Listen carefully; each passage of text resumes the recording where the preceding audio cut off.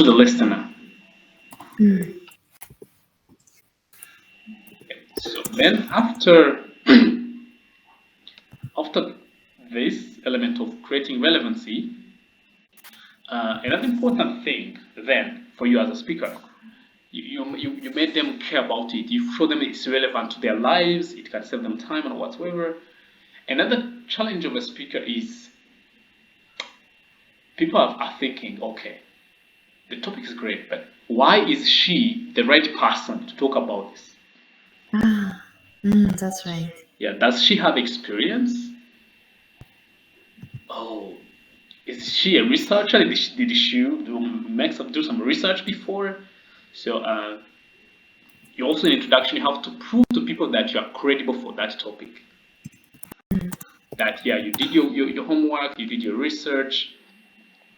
Yeah, and this element number 4 is establish credibility. Yeah. Establish credibility. Yeah. Then the last thing, which I think you mastered in the previous speech, was about giving people a plan of what you're gonna tell them. Like preview the main ideas. I think for this one we won't spend so much time because you did it so well. Yeah, about preview main ideas. So basically, this just 5 elements. We're gonna learn how to apply them for a talk in a very simple way to make like your introduction so powerful. Because actually it makes sense because when you don't make a very good introduction of your talk, you miss an opportunity to make first good impression. Yeah, because like in the first just few minutes, people decide whether they're gonna listen to you, decide whether they're gonna believe you. Like yeah, the first few minutes are very, very important part of your speech. You realize like most of the TED talks that I sent you, speakers spend so much time on introduction. It shouldn't be too long, like, but it shouldn't be too short that you don't drive the message home. Yeah, because with introduction, that's when people are deciding whether they will listen to you, whether they will take your message. So that's why introduction is very important. It's just like I like used to use an analogy. You know when you are buttoning the shirt. Yeah, like when you like you take the first button and you mismatch it with the hole. The rest of the buttoning go wrong, right? Yeah. Yeah, That's yeah, right. yeah. That's a very simple analogy about introduction. So then, how do we get the attention of people? So there are many tools that you can use, but I will just share with you like 3 or 4. Yeah, one of them is to tell a story. Yeah, to tell a story, but that story should be relevant to your topic. It should be a story that will easily lead you to the topic. Yeah, let's like the topic you had about development. You can say, let's see, in 1950, the national GDP. Wow, that's not a story, I think.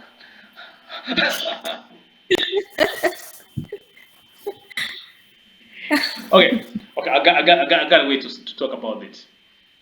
Maybe an interesting story. Yeah. So, but let's say you went to a conference. Last year, I visited Cote d'Ivoire, and I traveled to the capital city. What's the capital city again? Yeah. Other name?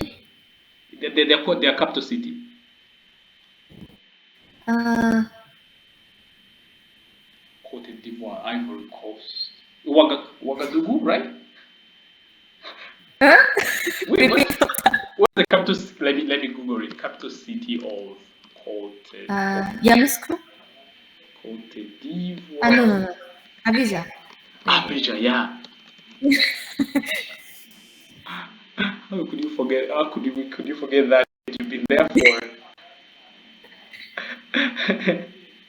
Yeah, Abidjan. Abidjan, yeah.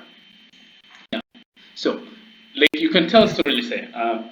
Last year, I visited an interesting country in Africa, Cote d'Ivoire, and I stayed most of my time in the capital city of Abidjan. It is really a beautiful country. You could see cars, tall buildings, tarmac roads, and the people look really civilized. But then one day, I traveled to the rural area where people live mostly about farming, and it was very easy to draw the contrast between remote areas, rural areas, and the capital city. The development was really completely different in those countries, in those states, in the same nation. And as all the world is trying to develop, what does development mean to you? Where did we come from? Where did we as a whole world come from to where we are today? So you see, I told the story about your trip to Cote d'Ivoire. That really, the whole purpose of the story is not to tell them that I went to Cote d'Ivoire. The purpose of the story is to lead them because I lead the story the way it is to development. Then I can easily come up with talking about development. So the reason stories are interesting, people are our brains are wired, are programmed to like stories have saved our lives. Yeah, like someone has said back in time, people could see like when people lived in the jungle, in the forest, they could sit around the fire, and people are telling stories around the bonfire, maybe of how they can survive. So basically, our survival as a species depends on stories. Like a parent kept telling children stories which help them survive in the forest. Yeah, like so. Interesting. Yeah, like when the lion attacks you, or a lion attacked me the other day, and I couldn't run and it could catch me.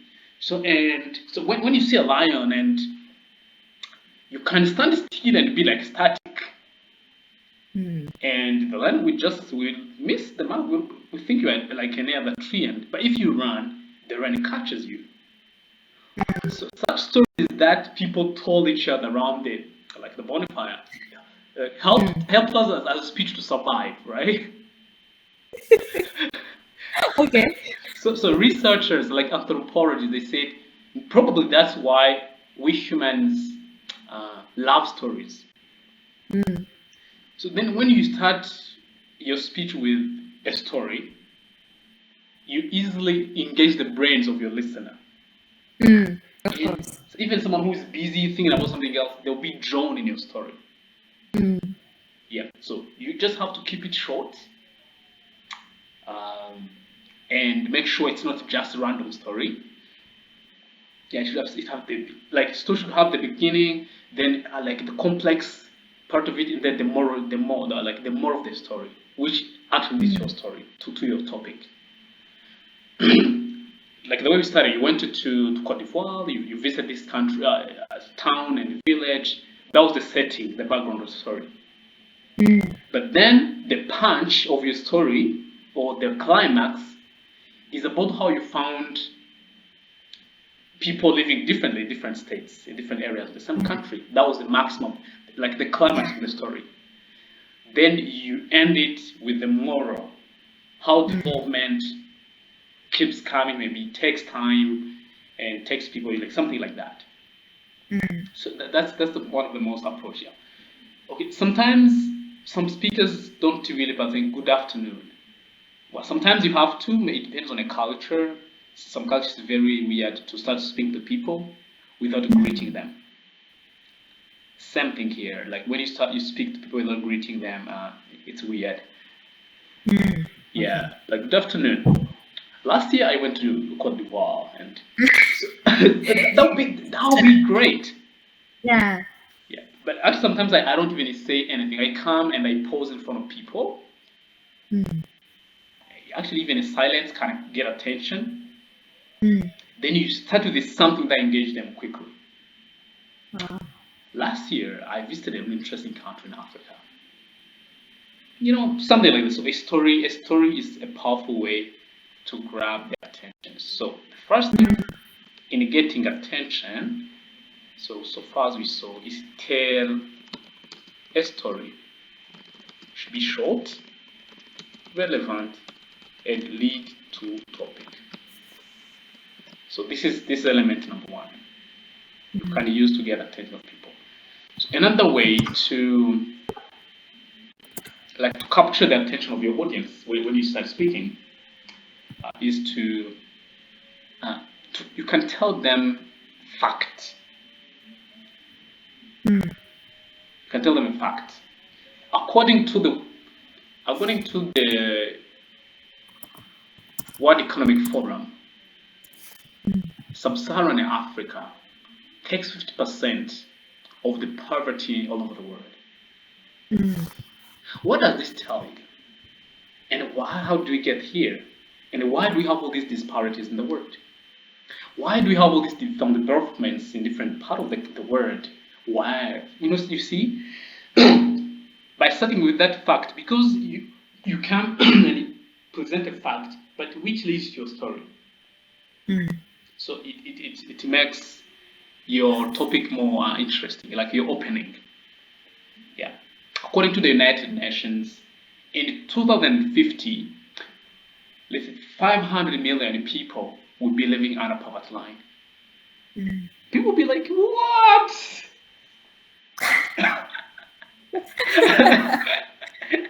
So, so you want to wow people. Actually it helps a lot when you bring like a stuttering statistic, Mm. like something which people will make people wonder. Yeah, yeah, like yeah. Then people are like, so we are aiming for development, but even of those years people be living under poverty line. Oh, let me hear more. Mm. So that's how introduction works. Basically, yeah, Okay. yeah. You can just uh, like fact, especially stuttering statistic should lead to topic as well. It shouldn't be just a random fact, Mm. right? Obviously, yeah, the opening should be something, yeah, which can lead to uh, to a topic. So, another way actually that I use it a lot is to ask people rhetorical questions. Mm. Yeah, how many of you have visited Africa? Well, honestly, when you ask that question, mostly as a speaker, you don't have time to interact with the people. But by Mm. asking the question, already you engage with the mind. Because when someone asks a question, whether you want or not, your brain starts thinking about it. Mm. So by asking rhetorical questions, yeah. Sometimes I actually start actually engaging my audience, like by show of a hand, how many of you want to be great speakers?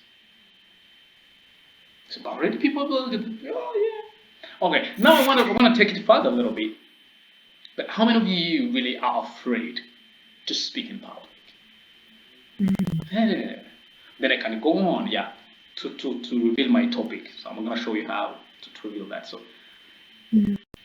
just you can ask what we call rhetorical questions. Yeah, rhetorical questions. Yeah, some questions that will make people think or wonder. Yeah, Mm. so these are just some simple examples. As we go through the speeches, you find more interesting ways people use to start a speech. But these ones are the most common. Mm. Yeah, some people you can use a quote, like an interesting quotation of someone, a quote, which would be relevant to your topic as well. So these are just some basic ideas on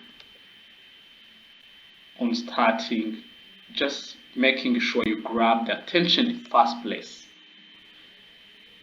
You know, like on that speech of yours, I feel like you said today I'm gonna talk about. I think it would be more dramatic if you say like, mm, take your mind in the stream of time. mm, How the world has changed so quickly. From the Stone Age when people lived in the jungle to AI we have today, where computers and the robots are doing the job which we used to do. This is development. Something like that will be more mm. dramatic and capture the attention of people. Yeah, Okay, I see. yeah, like yeah, that would be more like you actually make yeah, you will make you an interesting speaker because great speakers are interesting speakers. You speak to the mind, Mm, you capture the mind, you give the mind, you engage with the minds of your audience at every stage. Yeah, it should be like as a speaker. I tend to think about it. It should be like an internal conversation. You speak. mm, Imagine like we're having a conversation with the mind of your listener. So you can ask them questions, and the brain will be thinking. Yeah, yeah. So you could use like that simple analogy. Like I want to take you. You can even. I want to take you through time. Then you can talk about a few years, different years, and just give them some snapshot of interesting historical. That would be more of a story and a kind of a fact, but to engage people then, which will lead you to the topic. mm, Then, after media lab, after creating your attention, yes, the next thing you have to do is to reveal your topic. So revealing your topic is where you say like you find a way to connect your attention grabber to your real message, to the message you have. Yeah. So let's say you talk about development. Let's go back to these things we started with in story. We started with story in Cote d'Ivoire. Then at that point, I realized really the difference between a capital city and the village, whether in the same country. Then this mm, brought my attention to development. What does it mean to us and where we are? And yeah, and. So the first thing you do when you reveal a topic is you give some facts about it. mm, Maybe like you can say something like you give a background, you give a problem, then you bring in a solution, and solution is mm, your topic. So let me show you how it works. It's very simple model. Usually it starts with some we call it ABT. It's A, B is for that or however, then therefore, or therefore or so. This is just at the point is you see this is A, B, that, mhm, and T, which is therefore. So it can be long, it can be short. mm, You can say something like, okay, like after saying like they understand about the development and thinking about it and how countries and yeah.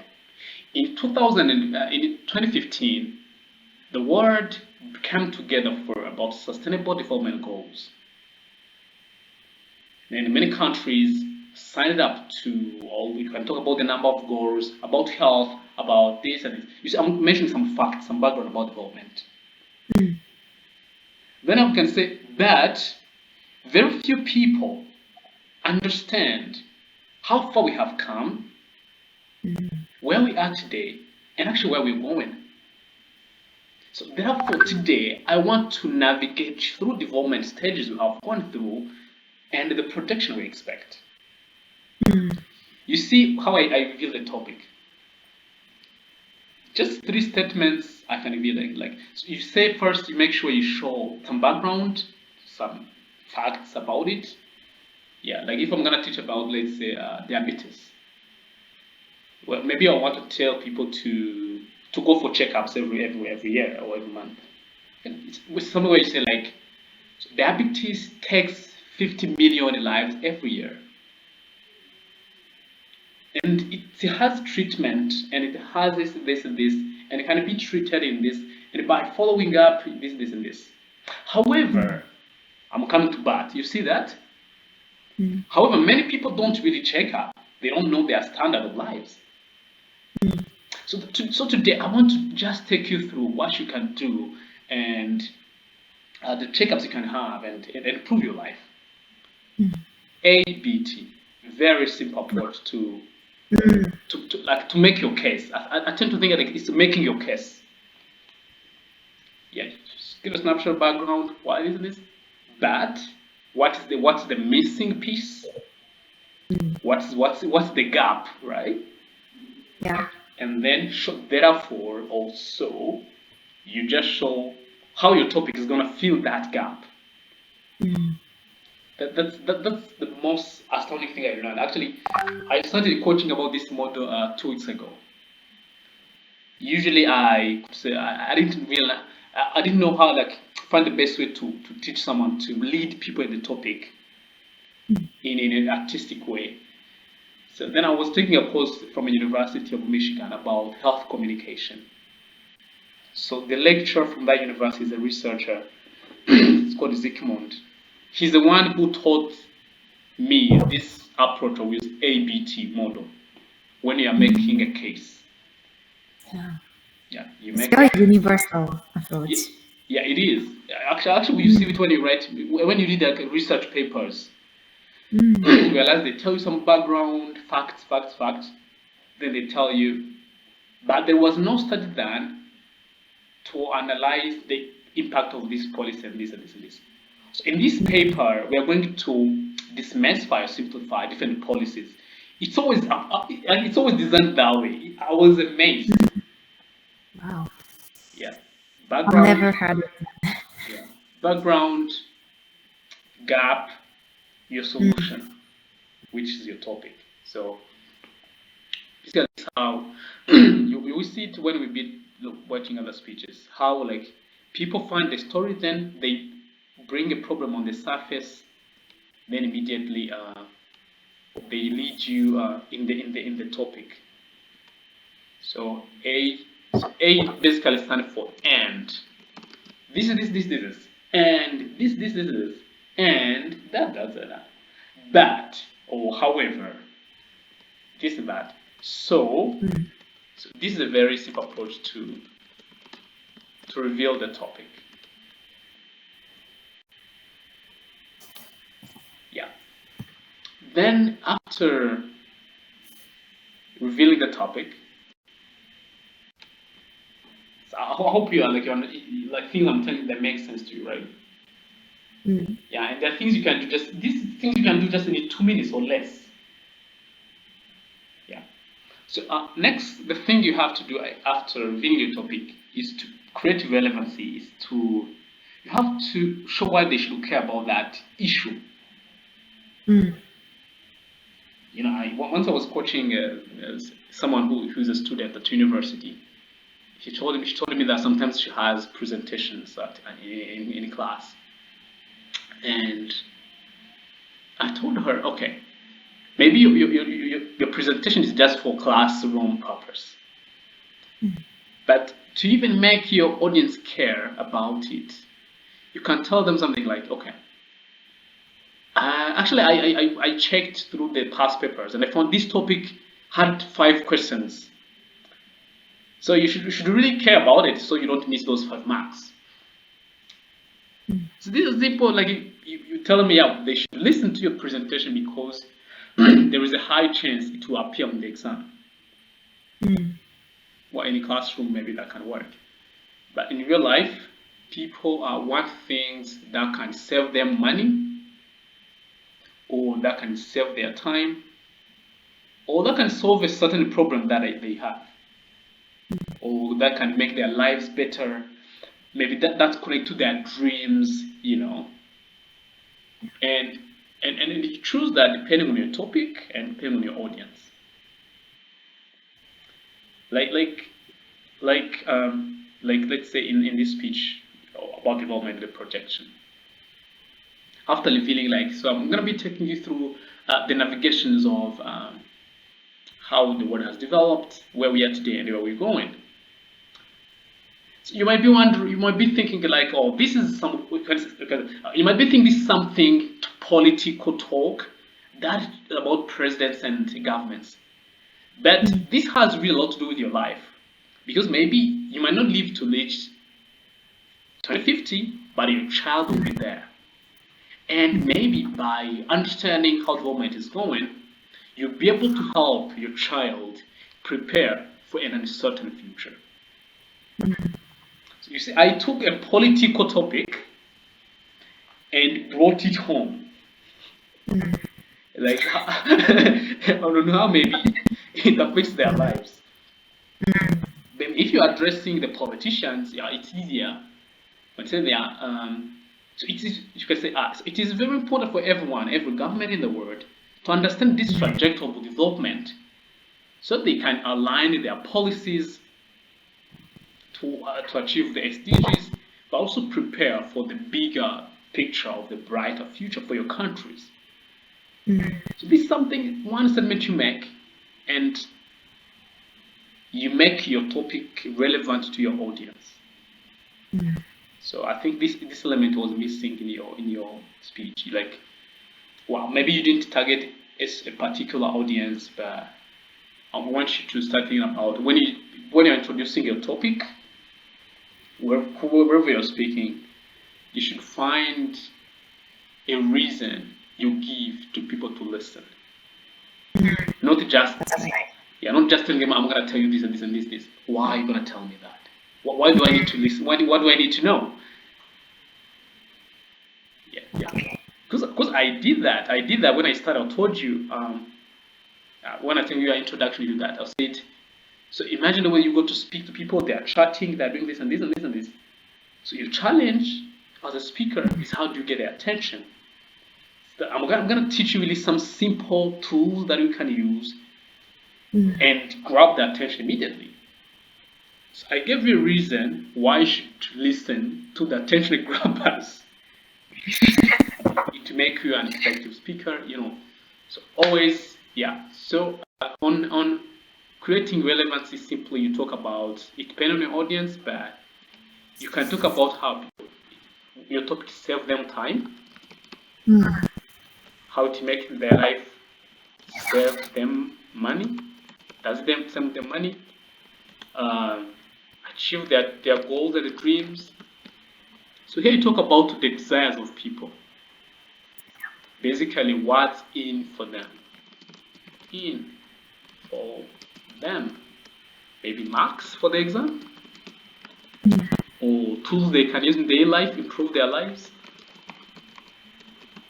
or lives of their families. Yeah, you realize like when you see the presidential campaigns, they're always talking about your family,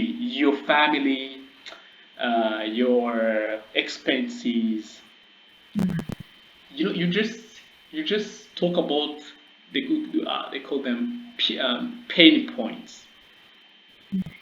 Something itchy, you make sure you scratch it.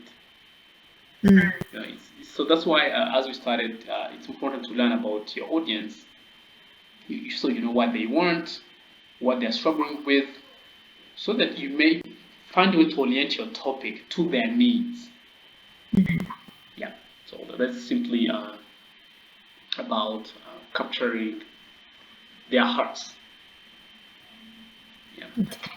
So then after this, it's important to find ways to connect yourself to your topic.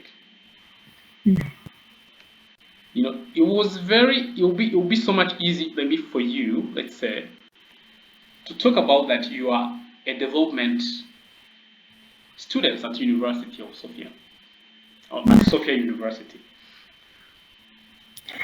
Do you ever say University of Sofia?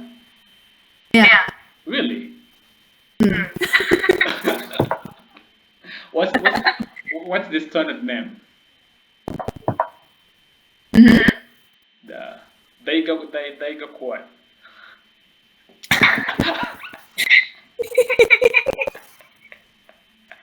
Yeah, that's right. Yeah, that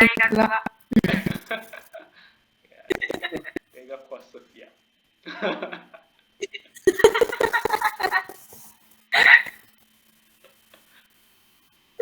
yeah, Yeah. that's right. Daigaku wa Sophia です。うん。Mm, yeah, yeah, yeah, yeah. So Universal Sophia. So it will be easier then to mention something like, yeah, I'm a student in involvement studies. So this way you can say like after mentioning the topic uh, and make it relevant to them, you can say, through my research, let's say, as well, like through my studies as a development, you can say, oh, I'm really interested in development studies, especially in the conflict areas. And so through my studies, I really come to learn so much about how far we have come in development and where we are now and projections. Or you can say something like a lecture you had with a prominent person. Like you can say like, oh, actually, I get really inspired to talk about this topic from my lecture from the World Bank during my classes. Yeah. So, some people just go on and say like, I am this. I'm a professor at this university. Well, that's like this. I'm gonna talk about diabetes. I tend to say like, I'm Eric. I'm a doctor. Yeah, I'm a research student at this University of Global Health. Yeah, but when you showcase your credentials that way, like some cultures find it weird. Some people feel like you are pushing, you're showing off, right? So I think that the most effective way to show your ability, your credibility for the topic is to make a narrative around it. Can say like, okay, if I'm gonna talk about diabetes, my doctor's like, through my work as a doctor a couple of years ago, I really met so many patients who have diabetes, and I had to interact with them and learn about their stories, and so this brought my interest in learning about and see this. And today I want to really share with you something based on what I've learned and what I've experienced. You see, by saying something like that, people be like, "Oh, this guy is a doctor. Okay, interesting." So he knows what he's doing. Actually, he's talking about disease, and he knows it. Same thing when when you're talking about the development. It's easier now to mention that I'm a student at Sophia University. It's even that itself, it's heavy. Yeah, and the much of my studies is focusing on international development, especially in the areas with conflict. By mentioning something small like that, your listener will be like, oh, okay, she's into the industry, she's worth my attention.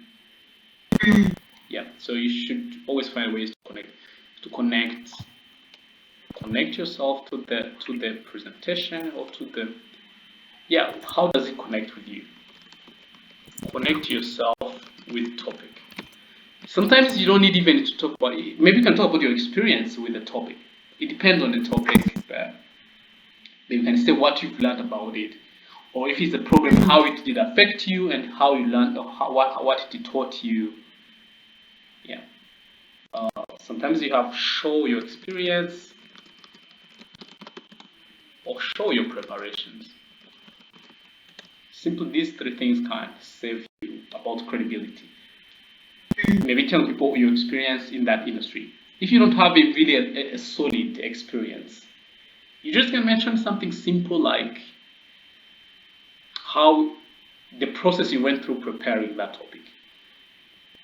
So when I was preparing this presentation, doing research on the internet, I read I came around a report, interesting report by World Bank, showing how far we have come in this.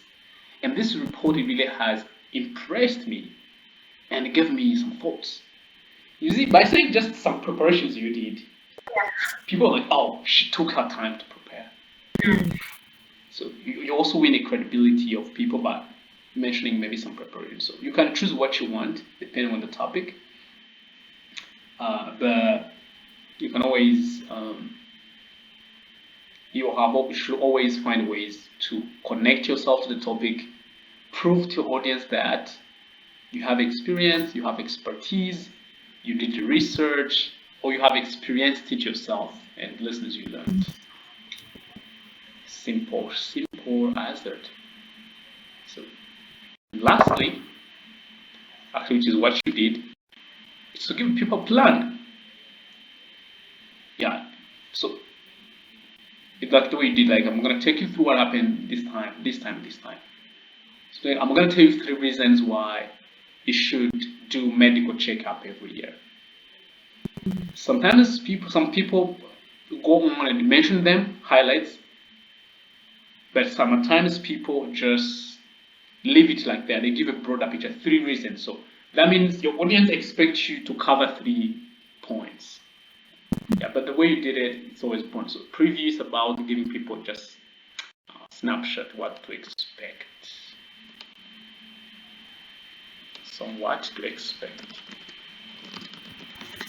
Find ways to give people an overview, maybe. Yeah, the reasons, like main ideas. Just preview, highlight main ideas. Yeah, for this one you did well. Yeah, I'm going to check what happened this time, where we are, and the predictions we expect in the future. So this is simply the simple 5 elements framework of a good introduction. So one thing I want to highlight at this point is it's not necessarily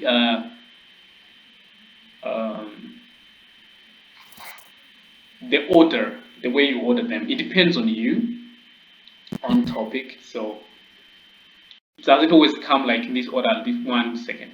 But you should always find ways to make your introduction strong. Review a topic, make it relevant to preview and establish your credibility.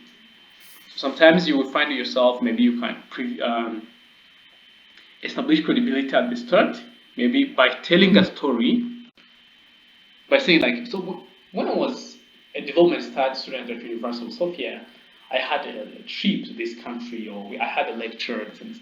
So you see, maybe by telling that story, maybe you immediately show you're credible for that topic. So you might not need to repeat that. So you can just I challenge you to go and experiment with these ideas. Yeah, probably you can. Yeah, I was like you can use them to improve the same speech. Maybe that would be much easier for you. Yeah. Yeah. Or if you want, you can go and craft a new speech. It will depend on you, but so that means for our next session, I want you like in your speech to try to incorporate these elements.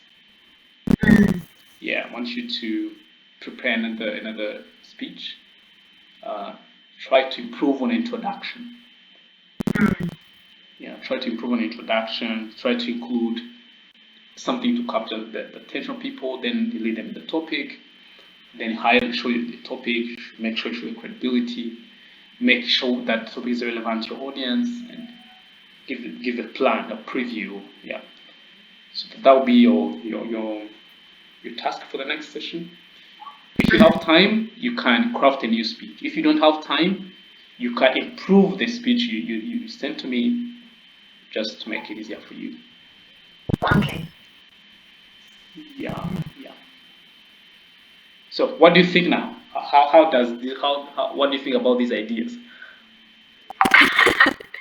Yeah, they learn it's very simple technique, but it's very important for introducing your speech. Yeah, because I can, gaining credibility from the audience. Yeah, is the most core working as a speaker. You know. Yeah. So yeah, it's very important tips for crafting my speech and making my what I'm going to say for audience.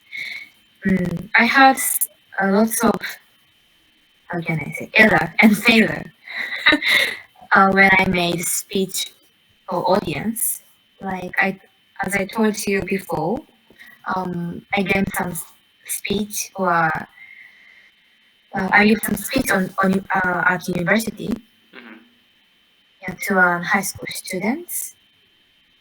But and also I gave some short presentation on my on political study. Yeah, the professor was saying you are lacking of introduction part. Yeah, summary and introducing the preview of your speech is important for you. So yeah. Yeah, that's right. That's right. Now That's you my now you know. yeah. Yeah. Because introduction Mm, is very key, very important for us because actually the speech I will send you maybe to listen to for the next session.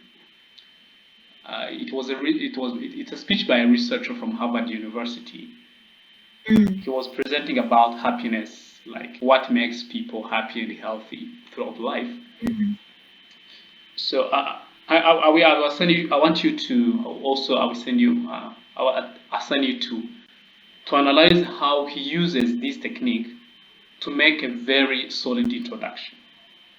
mm, Yeah, I hope you'll be able to observe how he uses just these simple elements to make a very good mm. introduction.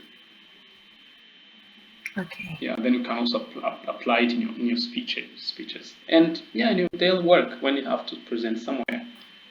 Mm, Yeah, like yesterday, I went to church and I had to make a presentation about health. mm, I was with another friend, so it was about 8 principles of health. So I had to tell them, yeah, my name. I mean, for the last 2 years, I've been working as a doctor, and now I'm a research student at University of Global Health. I research about where people live and grow and born affect their health. And then, yeah, I got exposed to these principles when I was at age 10. Uh, in Pathfinders, I learned something about health and these 8 principles that we're going to present today. You see, mm, by adding that, I got exposed to those information so long time ago.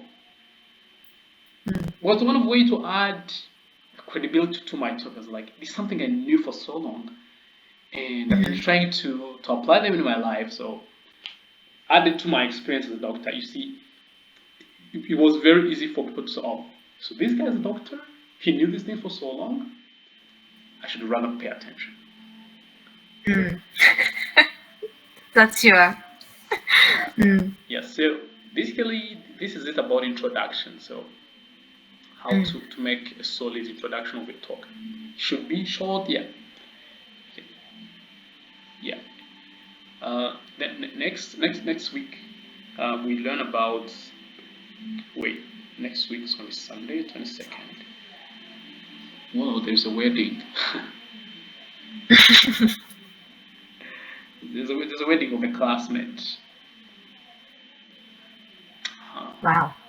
Uh, Congratulations. so my classmates are getting married a lot. Mm, Yeah, and yeah, he's a guy I used to live with. Like he was my roommate at some point, so mm, I feel like yeah, I should be there.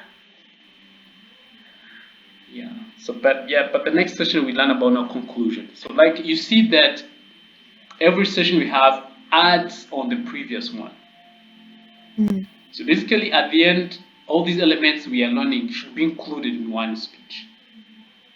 mm, So we learn about the body, what to put, how to organize, and transition. Now we know how to introduce a topic, what to put in the start. So next time we're gonna just look at what to put in the end. mm, How to make your conclusion strong, impactful. mm. So it's yeah. So the way you start, the way you finish are very important part of your speech. So So how would we plan next week then? So you said do you have work Saturday? Saturday, yes, I have some work. Yeah, you have work on Saturday. Yeah. Let's see. Okay. Yeah, I will tell you in the middle of the week. I will see. Because actually the wedding is taking place somewhere far, very far. Wow. So I will first decide if I really want to go there or not. Mm, Yeah, then I will let you know. Yeah, but yeah, we can just keep our pace. I'm sure we finish this, and you know every time you learn something, and mm, yeah, we keep going. Yeah, we can communicate. okay. I want to ask you about the video you sent. About the virginity of Oh yeah, female oh yeah. body. Yeah, I found that video very interesting. Well, I didn't know So you watched that because you told me you didn't watch the videos, and I didn't use it actually. Like I feel like you didn't no, watch it, so yeah, the YouTube one is working. ah, okay. Yeah.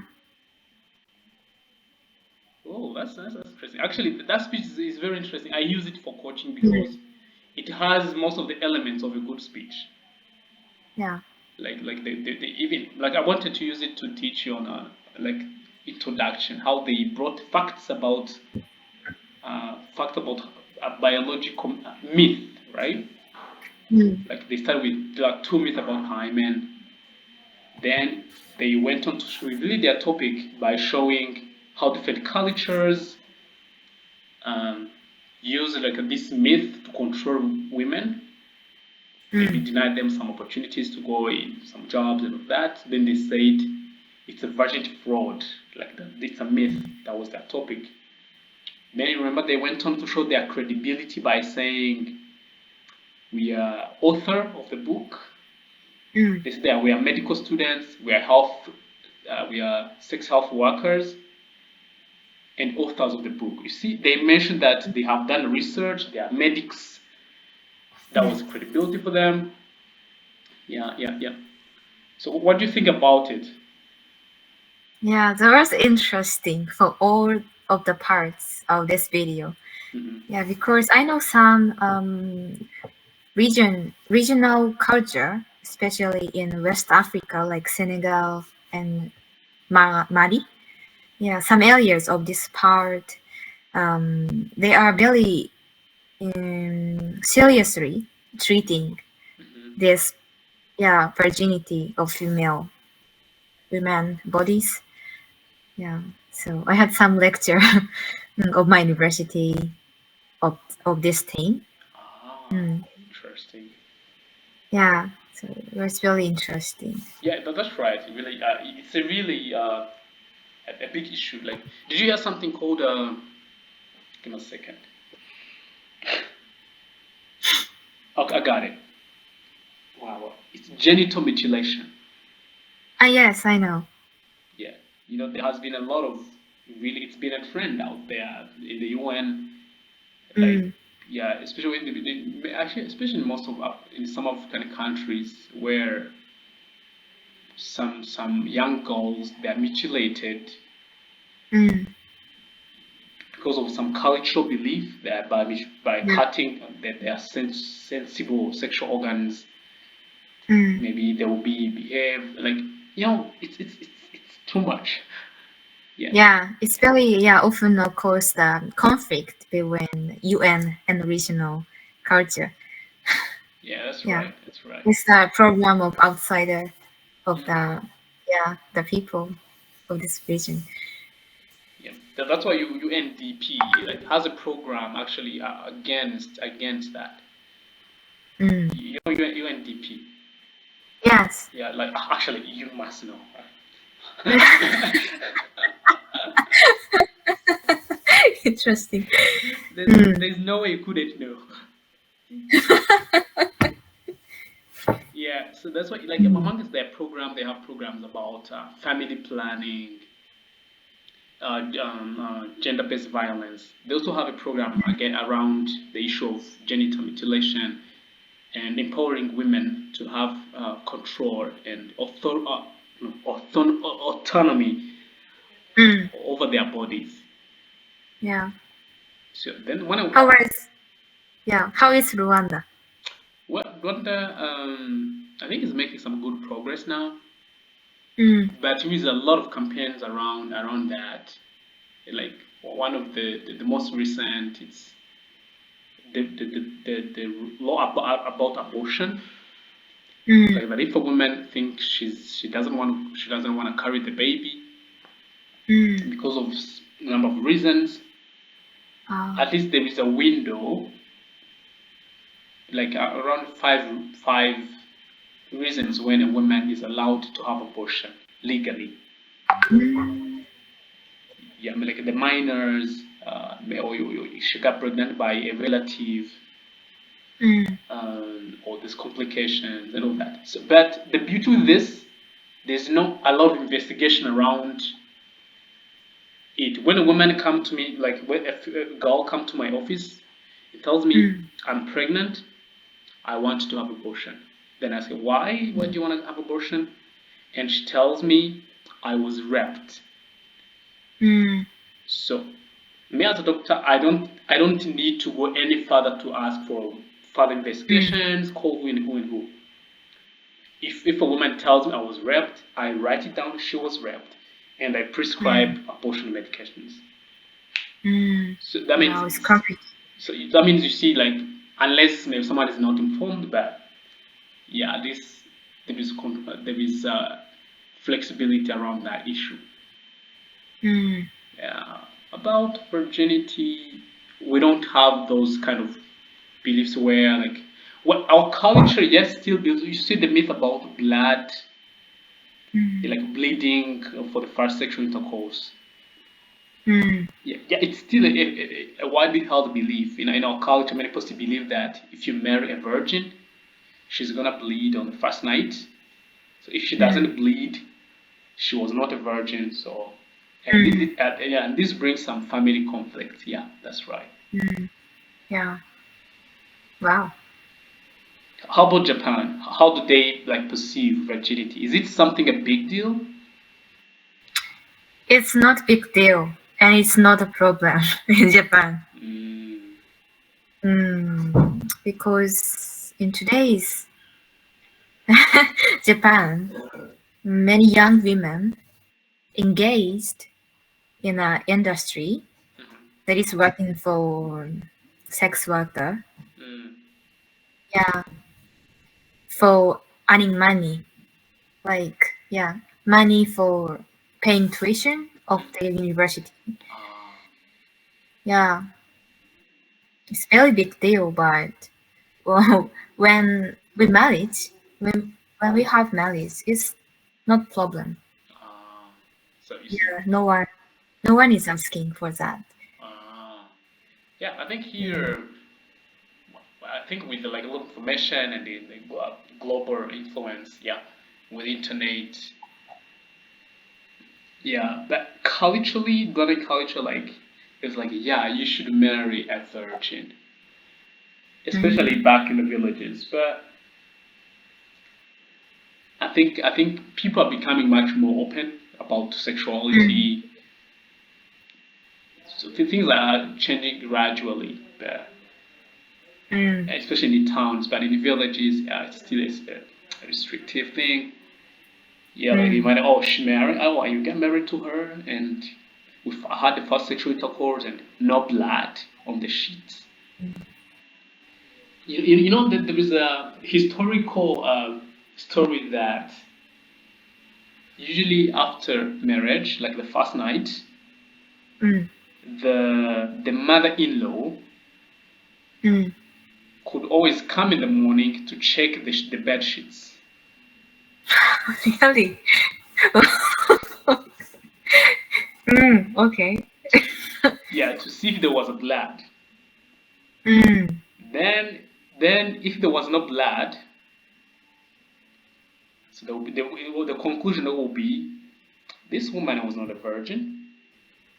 Mm. they should give us back the cows we gave as dowry.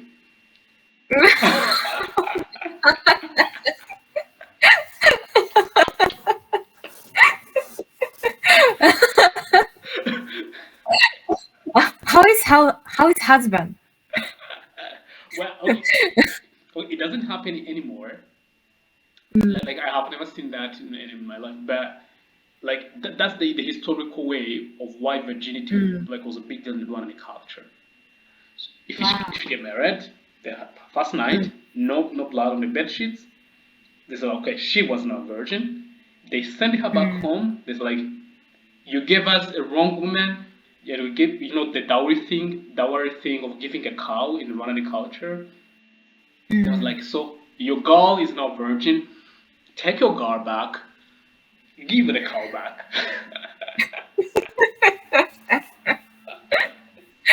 Wow. How do you feel that? I mean, for me, okay, I'm much more open about sexuality. Mm. Yeah, because there is a religious part of it, like it's wrong, it's right and what. But for me, being trained in medicine, I have assumption that every patient who came in my office, they're having sex, like whether they're married or Mm. not. So then, for me, I'm not. I think I'm not obsessed over virginity. Mm. Yeah, maybe I can. Yeah, I have to check. Maybe there's no infections or all the problems. But virginity, and given that everyone, maybe someone you marry, has a certain sexual history. Yeah, Mm. you don't know. You met, but you don't. They have another background. You just met 2 years ago, but they've been alive for the last 25 years. So Mm. I think I don't. I'm not really obsessed with the virginity. Yeah, and many people are much more open now, but still, those cultural construct. It shows Mm. underlying in those conversations. These are something people don't actually in our culture. People don't talk openly about sex and all those Mm. sexual life, but yeah, wow. So that's exactly that's why you see that speech is very much relevant in many Mm. cultures where the blood thing, the hymen, like as if it's a seal that breaks during the first sex intercourse. That speech is powerful actually. Mm. At least it brought some light on a very common issue in many cultures and how really Yeah. it impacts women. Mm. It's very sensitive topic, so yeah, it really needs to scientific ways to dealing with this issue. Yeah, that's I right. know. Yeah, that's right. I think actually we need a kind of similar speech maybe in Rwanda, like Mm. yeah, because it's scientific that those things are myth. Mm. They brought a lot of facts about really the scientific the anatomy. Yeah, but still those myths, yeah, they're still common in many cultures, Mm. including in Rwanda. Yeah, I think. Wow. Yeah, yeah, yeah. Quite interesting. It was a really interesting one. Mm. Interesting. Yeah, yeah, yeah. So how is your family, by the way? I need to ask. Yeah, everyone is good. Nice.